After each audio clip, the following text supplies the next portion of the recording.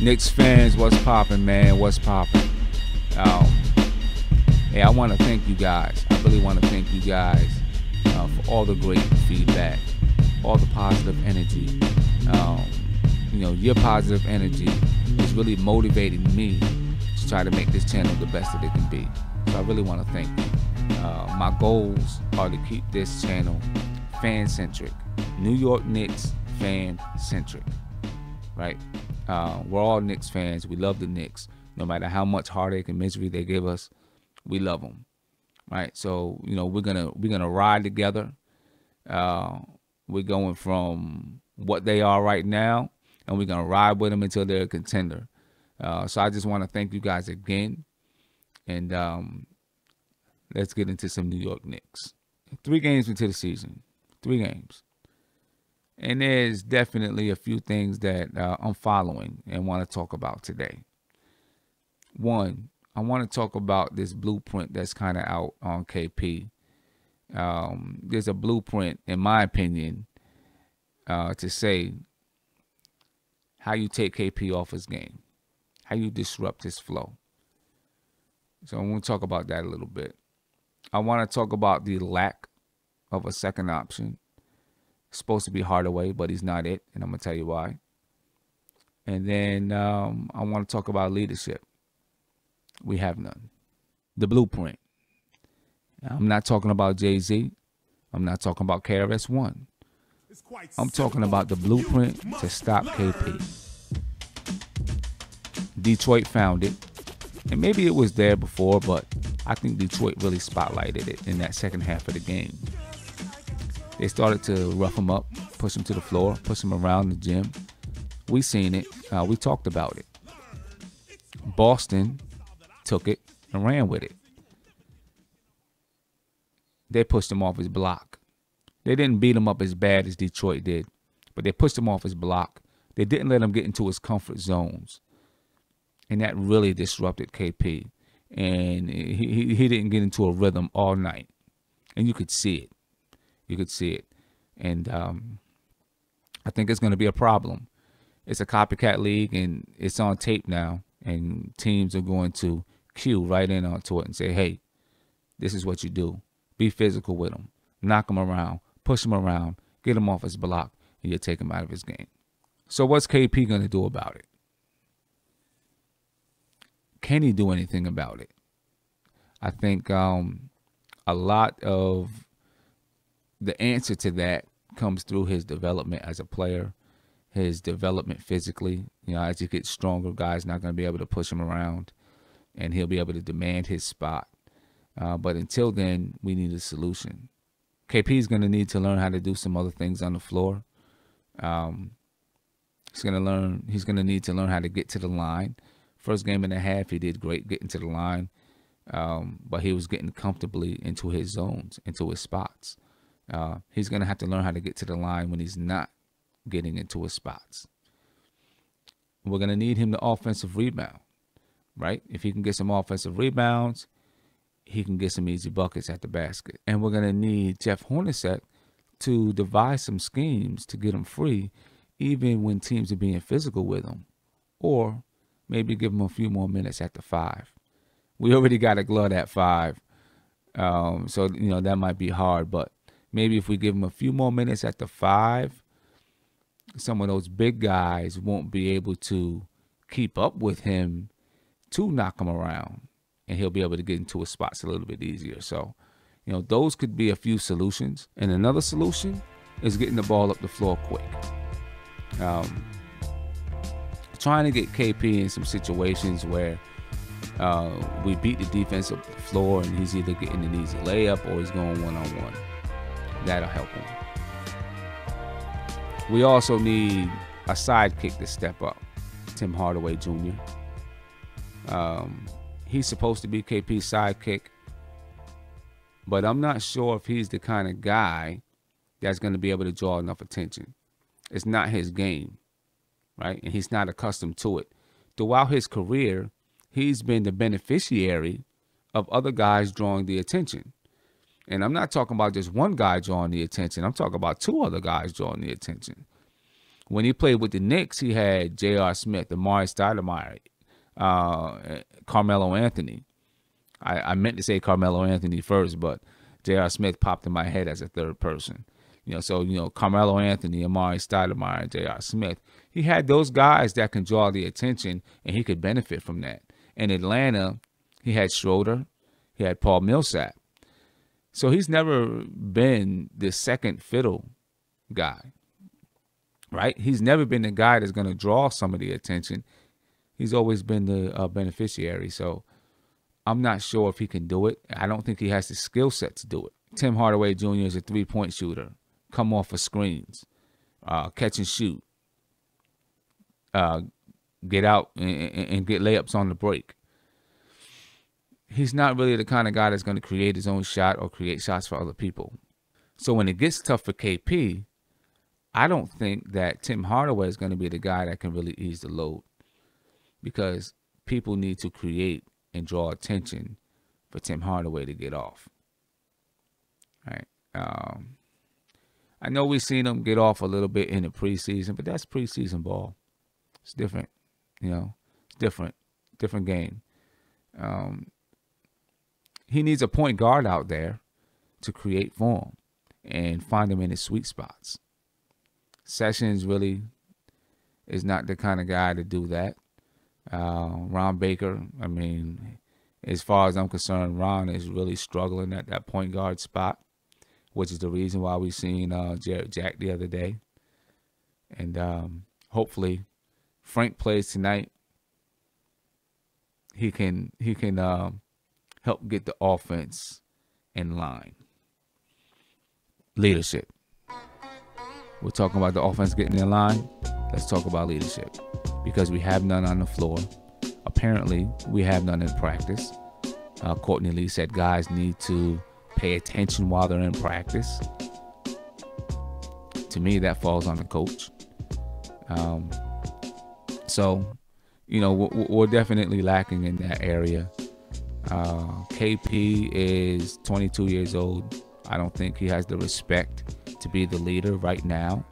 I don't even know if KP has it's in his character to be outspoken right now. Maybe when he gets a little bit older, and he's more comfortable with who he is as a person and a player, and he's been on a team and has some longevity on the team and really feels like the team is his, then you might hear him speaking out a little bit more. But I don't think it's really in his I don't think it's in his character to be that kind of a leader. I think he's more of a kind of like Melo. He's more of a I'm going to lead by example kind of guy. But you definitely need one of those leaders, and we don't have one right now. Jarrett Jack is a guy that could be that type of leader, but I don't anticipate Jarrett Jack being on the team for too much longer. Once Noah comes back, he's probably gone. I don't really like Jarrett Jack's game that much anyway. That kind of stems back to when I had NBA 2K15, I think it was 15 or 16, and my player guy was drafted to the Cleveland Cavaliers, and Jarrett Jack was on the team. We were both on the second squad, and Jarrett Jack never passed me the ball. All you see up in the corner is call for a pass ignored, call for pass ignored. I'm like, come on, man, pass me the rock. Instead, he jack up something crazy. So I started not to like him as a player. Then when I watched him in the NBA, he kind of proved me right. I think he's a cool dude, though. Coach AAU, one of the coaches on my AAU team, knew him personally, went to school with him, would get him on the phone from time to time. So he was cool in that aspect. But as a player, me and him we don't get along as players. All right, but I don't think he's going to be on the team too much longer anyway. So we're lacking leadership, I think, on the court as well as from the coaches. I don't think Jeff Hornacek is a great leader. I don't think that he demands a lot from the players, and I think he should, especially when they're young. I do like.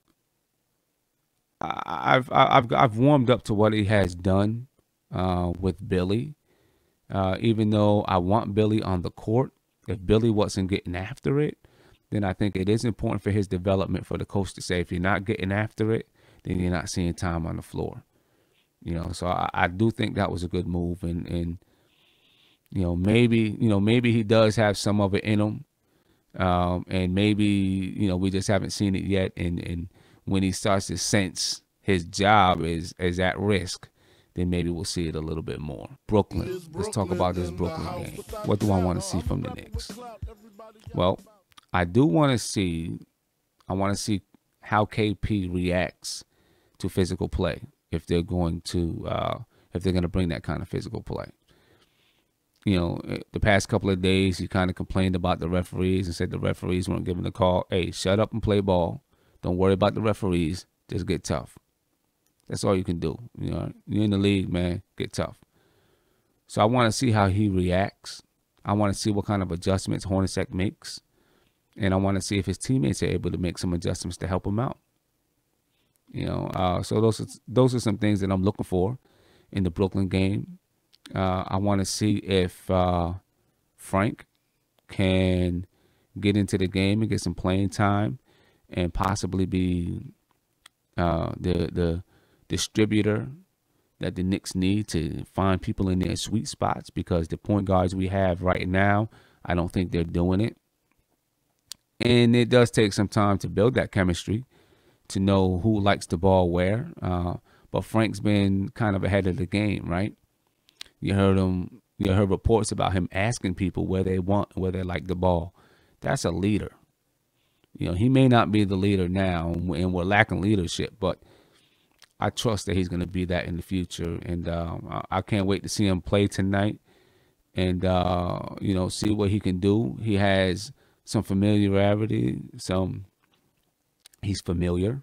Excuse me, not talking clear. I'm a little bit tired, but just had a game a few hours ago. But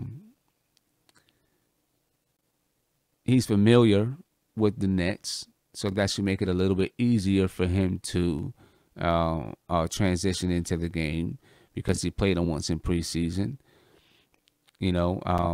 So I want to see what he can do, and hopefully this is the start of the French Ntilikina era. Hopefully this is the beginning of it. I want to see if Billy gets some more playing time. Right? I think he had like 12 points in 10 minutes, so he might deserve some playing time, and see if he can be that double-double guy.